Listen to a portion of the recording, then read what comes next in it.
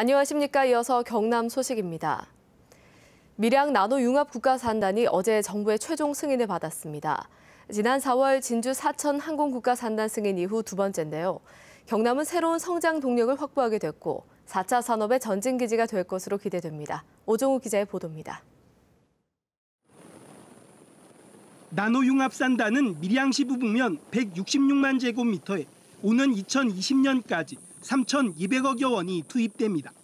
이미 35개 기업이 투자 의향서를 냈는데 입지 수요가 많을 경우 2배로 확장됩니다. 경상남도는 나노산단 지정에 따른 경제 유발 효과는 6조 1,665억 원, 고용 창출 4만여 명을 기대하고 있습니다. 기존 기계산업, 자동차 산업, 전자, 항공 산업과 연결해서 시너지 효과가 클 것으로 기대합니다.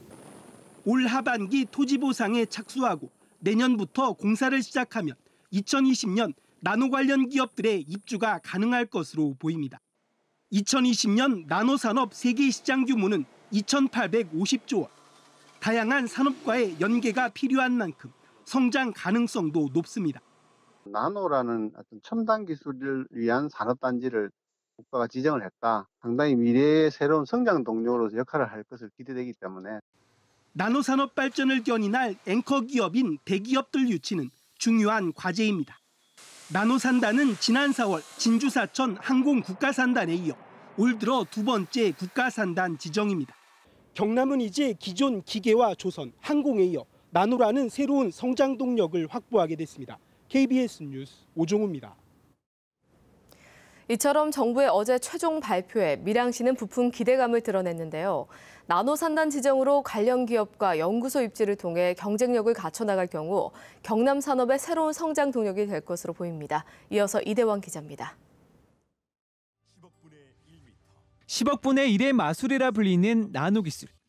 휴대전화 케이스와 같은 생활 밀착 상품부터 스마트 약과 같은 첨단 바이오 산업까지 적용 범위는 무궁무진합니다.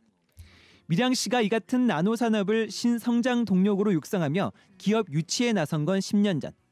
전문 인력과 정주 여건 부족 등이 최대 약점이었지만 나노 산단 조성으로 상당 부분 해소될 것으로 예상합니다. 대학교 그다음에 연구기관들이 이제 모이게 되면은 그 기술 R&D 기술 개발에 있어서 훨씬 더 이제 시너지 효과를 발생해서 지역 발전에 대한 기대감도 높아지고 있습니다.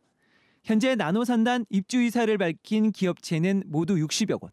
잠재 수요까지 고려하면 실제 100여 개 업체가 둥지를 틀 것으로 보입니다. 여기다 나노 관련 대학과 연구소 등의 젊은 인력까지 몰려들면 지역 경제의 새 돌파구가 될 것으로 보입니다. 우리 밀양에는 12만 가까이 돼 있는데 이내 자꾸 줄어져요. 왜냐하면 큰 공장이 없으니까.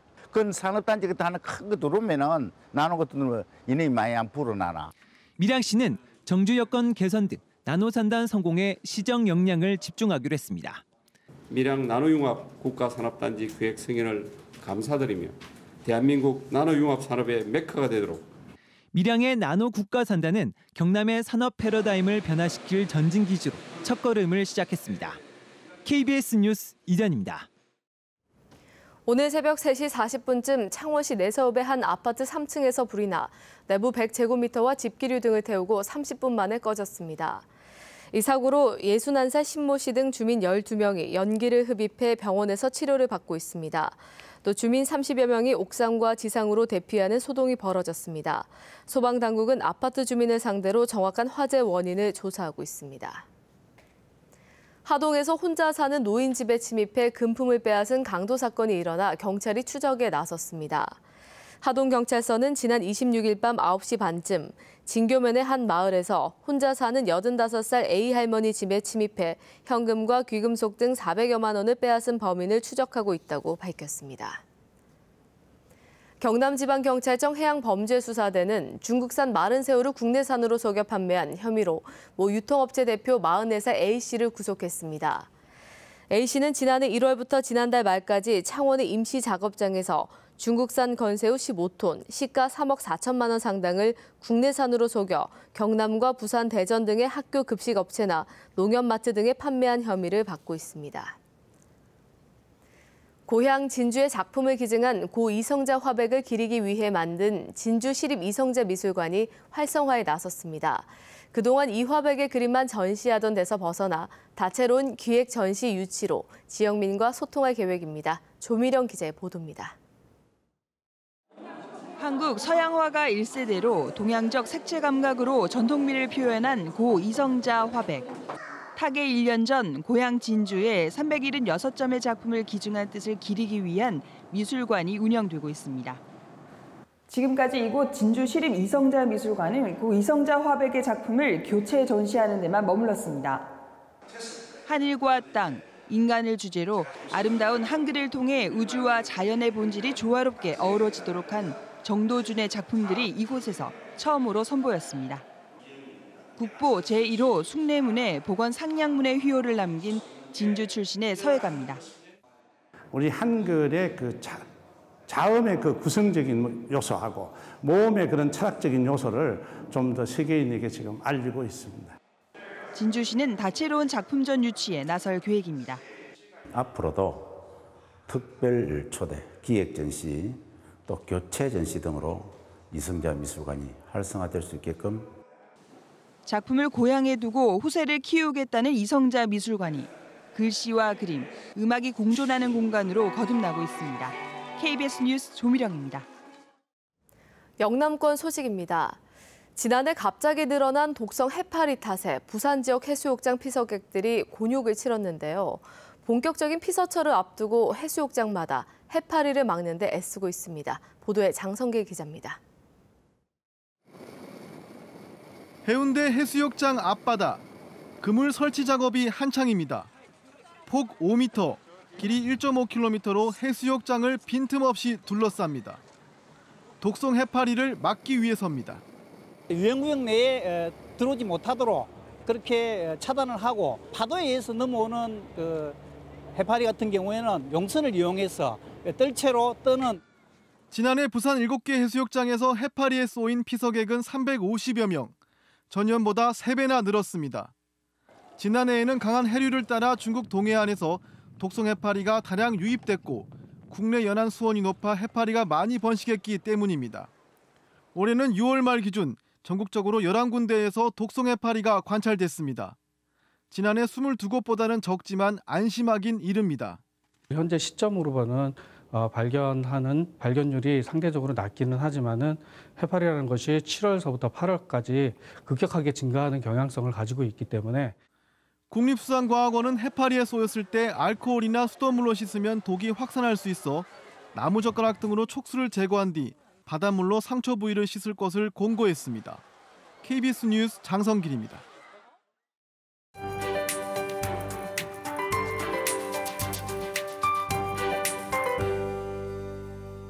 장마전선이 예상보다 빠르게 북상하면서 어제 저녁부터 비가 내린 곳이 많았습니다. 지금까지 내린 비의 양은 거제와 통영이 65mm로 주로 남해안 쪽에 비가 많이 내렸는데요. 일단 지금은 비가 그친 상태지만 오후부터 다시 시작되겠습니다. 경남 지역에 5에서 20mm의 강수량이 예상되고요. 비가 내리는 동안 돌풍이 불면서 천둥, 번개가 칠 것으로 보여 주의하셔야겠습니다. 오늘 경남 지방은 남해안에 위치한 장마전선의 영향을 받겠습니다. 현재 하늘 대체로 흐린 모습이고요. 해안과 도서 지역에는 안개가 짙게 끼어 있습니다. 오늘 아침 기온은 20도를 약간 웃돌며 어제와 비슷하게 출발합니다. 한낮에는 통영이 25도로 해안 지역은 어제보다 조금 낮겠고 내륙은 32도까지 오르며 어제보다 조금 높겠습니다. 경남 서부 지역은 함양과 거창이 20도로 출발해서 한낮에는 합천 32도, 남해가 28도까지 오르겠습니다. 해상에도 안개가 짙은 가운데 장마전선에 의한 비가 내리겠고요. 벼락과 돌풍이 예상돼 주의하셔야겠습니다. 내일은 장마가 잠시 쉬어가지만 해안 지역은 바람이 다소 강하겠습니다. 그리고 일요일부터 다시 장맛비가 시작돼 다음 주 화요일까지 이어지겠습니다. 기상정보였습니다. 창녕군이 여름철에 발생하기 쉬운 각종 재해와 재난을 예방하기 위해 내일부터 2개월 동안 재해 재난 취약시설 점검 등 여름철 종합대책을 마련하기로 했습니다. 거창군이 진단과 치료가 어려운 희귀 난치성 질환자와 그 가족들을 위해 루게릭병 등 133종 질환에 대한 의료비를 연중 지원한다고 밝혔습니다. 김해 씨가 장마철을 틈타 폐수 무단 방류가 예상됨에 따라 내일부터 환경오염물질 배출 사업장 100여 개 곳을 상대로 특별 단속을 실시합니다. 산청군이 과수농가의 산업 경쟁력을 높이기 위해 사과와 배, 단감 농가 22곳에 사업비 4억 2천만 원을 투입해 과수 생산 시설을 지원합니다. 경상남도가 도시가스 요금을 인하하기로 했습니다. 경남 지역 3개 도시가스 회사별 인하폭은 경남에너지가 2.14%, 경동도시가스가 1.34%, GSE가 0.25%로 인하된 요금은 다음 달부터 적용됩니다. 경상남도는 도시가스 공급 비용 인상이나 동결 요구가 있지만 도민 복지 실현을 위해 요금을 인하했다고 밝혔습니다.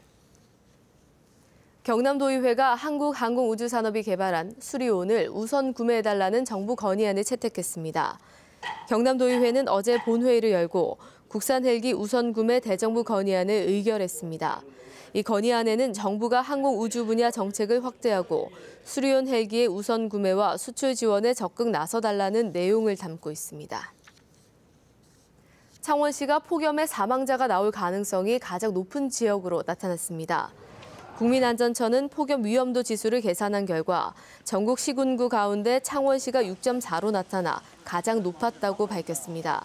또 합천군이 3.4, 창녕군이 3.3으로 비교적 높았습니다. 부산 영도구에 있던 예부선 계류시설의 진해 와성만 이전 계획이 전면 재검토됩니다. 자유한국당 김성찬 의원은 예부선 계류시설 진해 이전은 항만 기본계획에 반영돼야 해 해양수산부와 경남도, 창원시와의 협의를 거쳐야 하지만 무시됐다며 부산항만공사의 전면 재검토를 촉구했다고 밝혔습니다. 이에 대해 부산항만공사는 부산항 내 다른 시설로 계류시설을 분선하겠다는 입장을 밝혔습니다. 경남도의회가 조선산업 위기 극복을 위한 특별위원회를 구성하고 활동을 시작합니다. 경남도의회는 도의원 12명을 위원으로 조선산업특위를 구성하는 데 합의하고 황정명 도의원을 위원장에, 심정태 도의원을 부위원장에 선출했습니다. 경남 우수 농수산식품 홍보 판촉 행사가 캐나다 토론토에서 오늘부터 2주 동안 열립니다. 이번 행사에는 경남쌀과 전통차, 건미역, 가공생선, 해물조미료 등 경남 지역 29개 업체에서 생산한 100개 제품이 현지에서 전시됩니다. 이번 행사는 경남 농수산식품 수출 확대를 위한 것으로 토론토 갤러리아 슈퍼마켓 등 3곳에서 동시에 열립니다. KBS 뉴스를 마칩니다. 고맙습니다.